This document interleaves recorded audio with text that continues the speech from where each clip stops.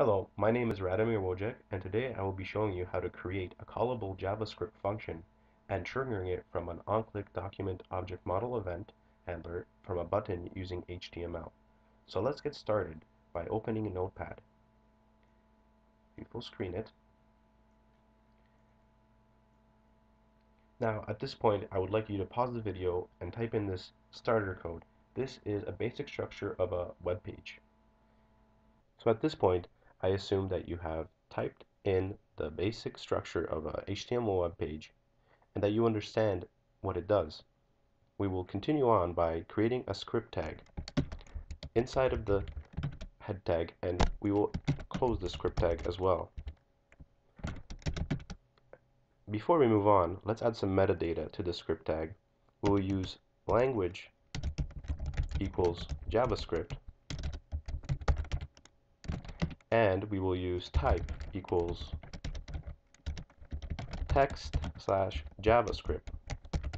Now, most browsers are robust enough to recognize what kind of script is contained within the script tag. However, it is advisable to use proper markup language. From this point, we will create a function called myFunction inside of the script tags. We will use the function keyword and define a function called myFunction. We will use opening closing parentheses followed by a curly brace and an end curly brace. This is where the actual code will go, in between the curly braces. So what you want to do is hit enter a couple times to make room for your code.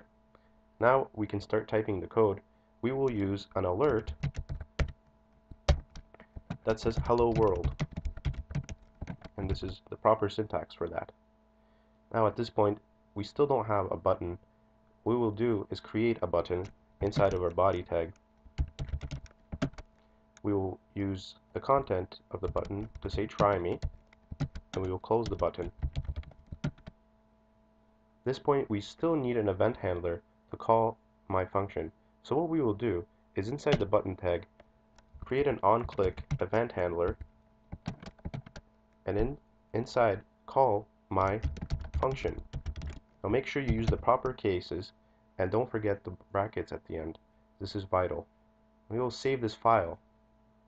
Make sure you save it as all files and give it a name of jsfunction.html. We will save this to our desktop.